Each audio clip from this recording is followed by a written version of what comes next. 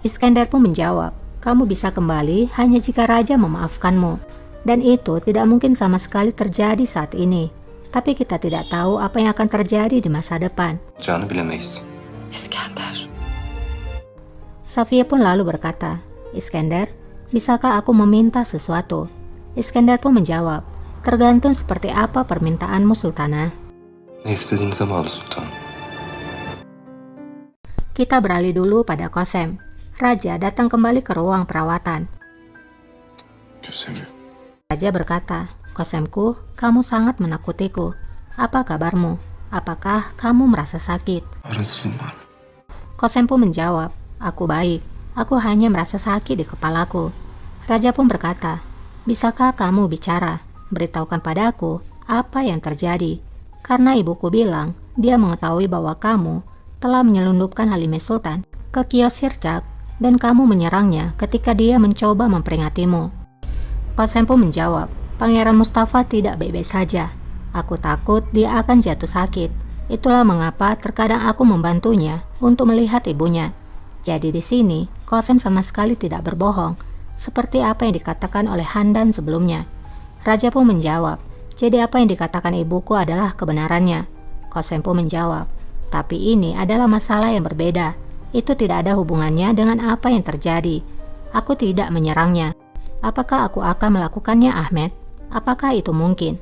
Raja pun berkata, kalau begitu, katakan padaku apa yang terjadi. Kosem pun menjawab, maafkan aku. Tapi Handan Sultanlah yang harus mengatakannya. Jika tidak hari ini, maka suatu hari dia akan mengatakannya. Muhakkak anlatacak. Malam harinya, Kosem telah berjalan-jalan. Janet pun mengomelinya dengan berkata, kamu harusnya istirahat Sultanah. Kosem pun menjawab, tidak ada waktu untuk disia-siakan Janet. Janet pun berkata, aku tidak yakin jika kita bisa mempercayai Hachiah. Kosem pun menjawab, kalau begitu kita akan membuang semuanya ke dalam sumur yang sama dan selesai. Biter.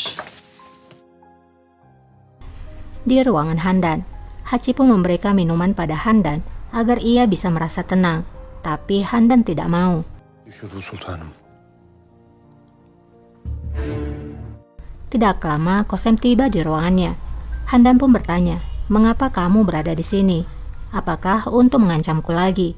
Kosem pun menjawab, beban rahasia yang kamu bawa pastilah terlalu berat untukmu.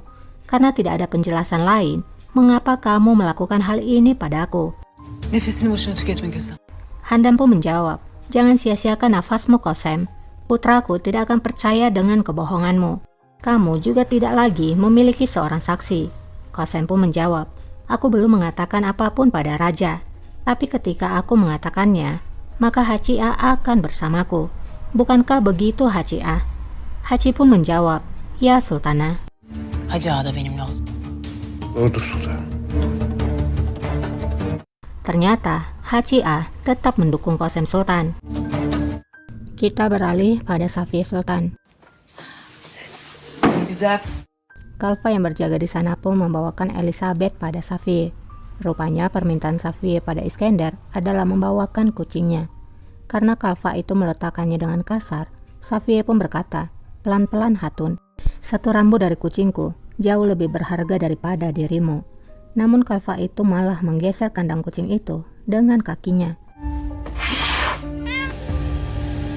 Di luar sel, Iskandar memperhatikan akan hal itu.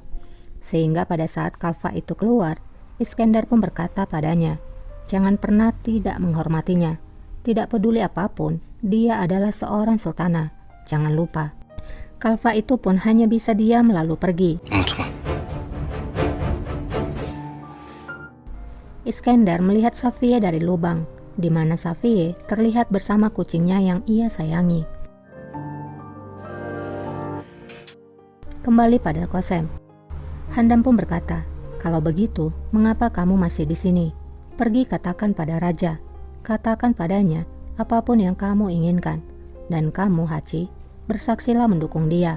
Pergilah, hancurkan diriku. Kosem pun menjawab, aku tidak akan mengatakan pada raja. Tetapi, kamulah yang akan mengatakannya. Kamu akan memberitahukan raja bahwa Dervis Pasat telah membunuh almarhum Sultan. Handam berkata, jadi kamu menginginkan aku untuk membunyikan tanda kematian bagi Dervish? Qasem pun menjawab, ya, itulah harga yang harus kamu bayar. Kamu akan mengirimkan Pasa menuju ke kematiannya. Kalau tidak, kami akan pergi bicara pada raja. Dan kami akan mengatakan kalau Dervish bukan hanya membunuh almarhum Sultan, tapi dia juga jatuh cinta padamu. Olduğunu da söyleriz. Sultan. Haci pun bicara, Sultana, aku mohon padamu, lakukan apapun yang dikatakan oleh Qasem Sultan. Tidak ada jalan keluar lain. Biarkan Dervish Pasa mendapatkan apa yang pantas. Kamu harus mempertimbangkan dirimu sendiri dan juga reputasi dinasti. Hüsem Sultan'ın dediklerine kulak. Derviş Paşa layığını bulsun. Seni sağ... Handam menjawab, aku kira kamu setia. Kamu sangat memalukan. Kematianmu tidak akan terlalu menyedihkan dibandingkan pengkhianatanmu. Baiklah, aku akan melakukan apapun yang kamu mau. Tapi beri aku waktu. Ini tidaklah mudah bagiku. Benim için kolay değil. Yarın akşama kadar vaktiniz var. Qasem pun menjawab, kamu punya waktu sampai besok malam. Var. Di penjara menara, Safiye berkata, aku tidak akan pernah melupakan kebaikanmu ini, Iskandar. Terima kasih. Aku harap kamu tidak terkena masalah karena diriku. Iskandar pun menjawab, Aga dari istana lama memberitahuku kalau kucingmu sangat sedih sejak kamu pergi. Tapi dia baik-baik saja sekarang. Keyfi yerine geldi. Kucingmu akan berada di sini, tapi dia akan diletakkan di halaman. Jadi ketika kamu menginginkannya, Aga akan membawa kucingmu kemari. Safiye pun senang mendengarnya. Hala. Safiye lalu bertanya, dari mana asalmu, Iskandar? Iskandar pun menjawab, aku berasal dari Austria, Sultana. Safiye bertanya lagi, apakah kamu mengingat keluargamu? Iskandar pun menjawab, itu sudah sangat lama. Aku tidak terlalu banyak mengingat. Hatırlamıyorum. Safiye pun berkata, aku berasal dari Venesia. Seperti benih pohon, kita akan berakar kemanapun angin membawa kita. Tapi itu tidak akan merubah siapa diri kita. Tidak peduli di mana pohon berakar, itu masihlah tetap sebuah pohon. Bukankah begitu? Iskandar pun mengangguk. Öyle değil mi? Di istana, Handam pun menemui Dervish. Handam berkata, ini bencana Dervish.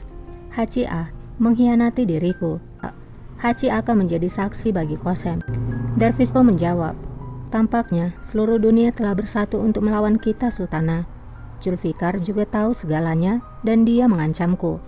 Handam pun menjawab, Qasem Sultan juga menginginkan aku sendiri yang mengungkapkan dirimu pada raja. Hanya dengan cara seperti ini, maka dia tidak akan memberitahukan bahwa kamu jatuh cinta padaku, Dervish. Aku menerimanya hanya untuk mengulur waktu. Tapi aku tidak akan melakukan apa yang ia katakan. Aku tidak akan pernah mengkhianatimu. Dervish pun menjawab, aku tidak meragukannya, Sultana. Tapi inilah saatnya menyalahkan semuanya pada aku, Sultana. Dirikulah yang harus membayarnya. Aku akan bicara pada raja. Aku akan mengakui segalanya.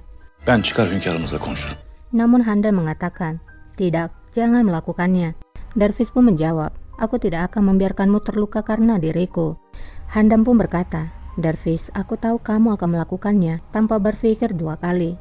Tapi apa yang akan terjadi kemudian? Apakah kita bisa mempercayai mereka? Bagaimana kita tahu kalau mereka tidak akan menempatkanku dalam masalah setelah mereka mendapatkan keinginan mereka? Dervish pun menjawab, benar. Kalau begitu, hanya ada satu cara, Sultanaku. Kita akan membungkam semua orang yang mengetahui rahasia ini. Wow, apa yang akan terjadi dengan Haci, Qasem, Mehmet Giray, dan Zulfikar? Kita saksikan di video selanjutnya ya. Herkesi susturacağız.